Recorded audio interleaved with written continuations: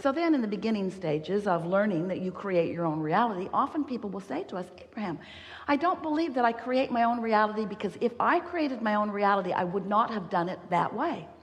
And we say, we didn't say you did it on purpose, we said you did it.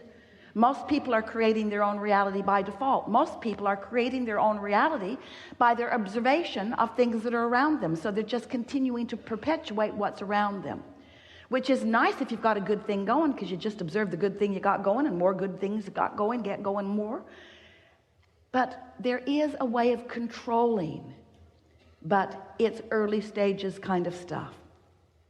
Esther will never forget her first awareness of the hills in San Francisco. She could not believe people were actually crazy enough to live on those hills, and even more, drive up and down them. She couldn't believe it. Imagine being at the top of one of those hills. You've got your car, you're behind the wheel, and just for fun, you decide that you will see what happens. So you take the car out of gear and you take the parking brake off, and you get out and you stand behind the car, and just to see what will happen, you push it just a little bit. And it begins to move ever so slightly in the beginning toward the bay below. And then you realize you know what's going to happen, because you've been around for a while. So you stand out in front of your car and you let it bump up against you, and the momentum subsides. It was simple and easy to do in the beginning. But you would not want to be at the bottom of that hill stopping that momentum. And yet that's the way so many people attempt to control their experience. They pay no attention to the way they feel, so they're not getting early indications of what their momentum is. And they allow their momentum to get going until it begins manifesting in ways they don't want, and then they decide to do something about it. But the thing about that is, when you know what you don't want, and so you step forward in order to do something about this thing that you don't want to happen, what happens is, without even meaning to, you activate more of what you don't want to happen in your vibration. And as you activate more of what you don't want to happen in your vibration, more of what you don't want to happen happens, because law of attraction says that it must be so. So we want to help you to understand that yes, you create your own reality, and yes, you can control the vibration that you're offering, and yes, if you do it in the early stages of momentum, it's easier. The thing we most want you to understand is that while you are sleeping, your momentum subsides. So every morning when you awaken, you have the opportunity to begin the momentum the way you want it to begin. You can send it off in the direction of your desire. Sometimes, usually, often, every morning when you wake up, we're so funny. When you wake up in the morning, often you begin the thought process from where it was before. It's sort of like reorienting yourself. Oh yeah, here I am. Esther quite often is wondering where she is when she wakes up. Bathroom is hard to find when it's in a different place every day. So you wake up and you orient yourself about where you are. And then you usually begin the activation of the things that were going on yesterday, which means there is a continuum from day to day that doesn't change, but it could if you wanted it to. And these are some of the things that we want to visit with you about today.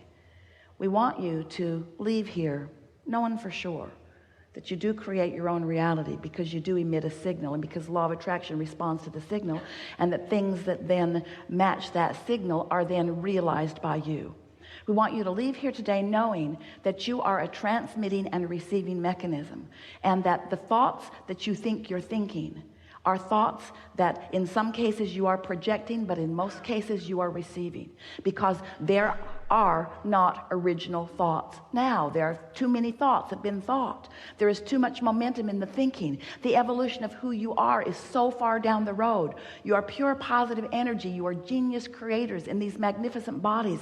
You are here creating your own reality with great reason and purpose.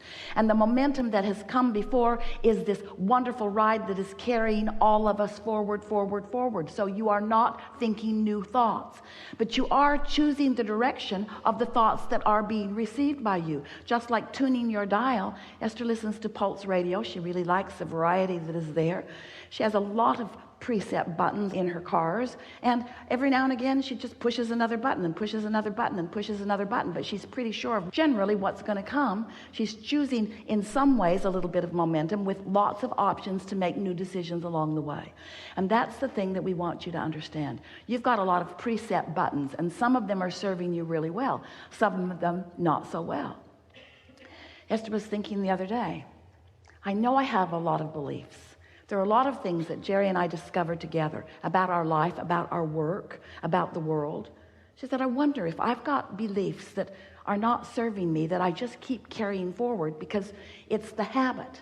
And so she started then evaluating this situation through the beliefs that she held, because it's quite easy to get set in your ways, isn't it? It's quite easy to decide, well, that always means that, and that always means that. It is easier to have policies. It is easier to be set in your ways. It is easier to have decided things. But you didn't come as a regurgitator. You didn't come to accept a bunch of rules or requirements or regulations or beliefs that others have established. You didn't come just to accept them and focus upon them and prove the validity of someone else's beliefs. You are the creator of your own reality. You came to prove the validity of your beliefs.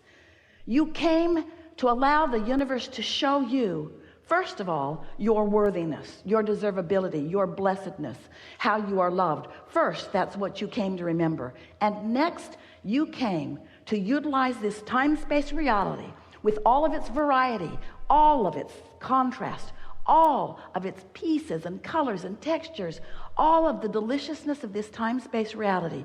You came to use this palette of sight and sound and feel and taste. You came to experience your version of all of this as a creator, not as an observer. As a creator, not as a regurgitator. As a creator. So Esther's been listening to us. Every time we get on a new rant about something, Esther believes us because she's never found a shred of evidence to the contrary of anything that we've ever said. So she digs into the process that we recommend and finds the manifestational results. So recently, she's been noticing conditions that are not pleasing. Some conditions that are mildly annoying, some conditions that are enormously annoying, some conditions that are unspeakably uncomfortable in the world. There are things that you don't want to be going on. So when she finds herself, for whatever reason, giving her attention to one of those conditions, and she takes the emotional hit of it, she can feel that the opinion of her inner being and the opinion of her, that the opinion of Abraham and the opinion of her are very different opinions, because she can feel the discord, the negative emotion, the tug of war. So she's been sitting with her book and writing the condition, the unwanted condition. This is what's going on, and I sure would feel better if that condition did not exist. And then she acknowledges, but it does exist. It's not my job or my capability. It's not my work. It's not for me to do to change the condition. It just exists. It's also not my work to accept the condition. It is a condition.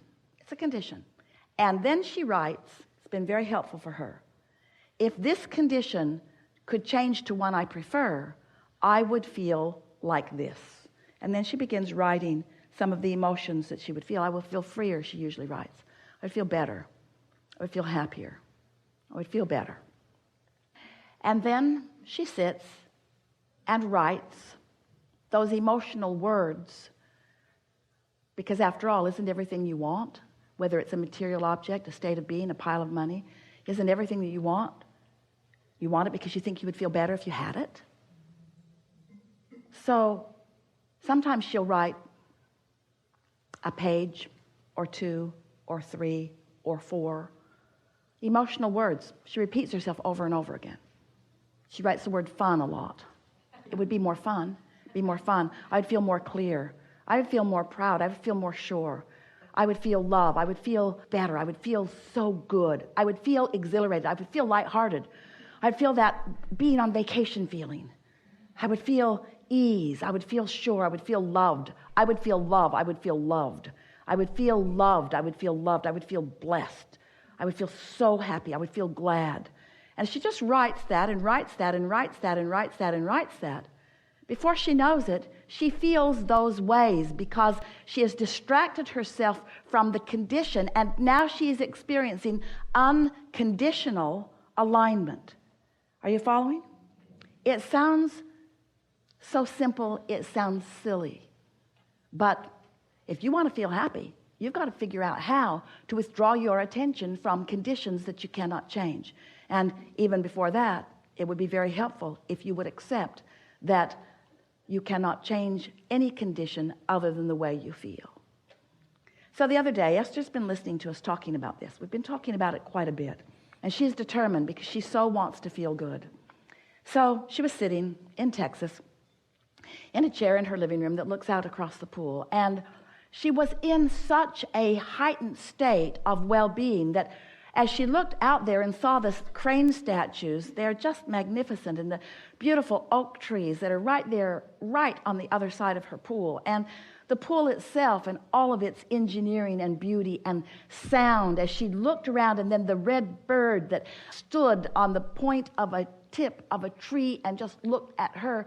And as Esther is looking at all of this, she is feeling, she's reaching for words to describe to you. You sort of have to kind of be there, but rapturous, elation, unspeakable well-being, indefinable well-being, all the well-being of the world being experienced by her right now. It's a feeling of feeling blessed and loved. And as she sat there, basking in this moment in time and loving the idea of it lasting forever and ever and ever and ever and ever, it started fading as she focused a little laxly. And then she said, "Aha, Abraham, I've caught you in a inconsistency here because these are conditions that I am focused upon and I feel good. So don't talk to me about unconditional love because these are conditions and I love them." And we said, here's the difference. You were in that state of love before you realized the depth of the beauty of these conditions. You weren't using these conditions to conjure the feeling of love. You were there, and then you realized them. It's the horse before the cart thing, isn't it? In other words, feels like nitpicking. It feels like splitting hairs. It feels like something that we are making more simplistic than you want it to be. But it is that easy. You just have to decide that you want to feel good and stop thinking about things that keep you from feeling good. You're like a cork that bobs on the surface, and that's what feeling good is. You can hold that cork under the water, but when you let go, it's going to bob back up. And this is the thing that we want you to realize about yourself and others, and most of you don't realize it about yourself and others. Happiness is your natural state and would be your state if you weren't thinking thoughts that introduce contradictory energy that keep you from being where the source within you is. That is your natural state. And if you are not happy in any moment, something is out of whack, and it's you. We have enjoyed this interaction more than these words can explain to you. We are loving the resonance that you feel. It feels good to feel the alignment with who you are, doesn't it? And you are as close to unconditional awareness of life as you have ever been. You'll feel more. When we analyze, focus on, pay attention to religious or governmental documents, there have been so many, there is a predominant quest that is at the basis of all of those revolutionary documents. And every one of those documents was a revolution against something. Think about it. In that inspired revolutionary document was the natural, central, source-inspired understanding, awareness, determination for self-actualization and freedom. Every single time. You've just discovered that here today.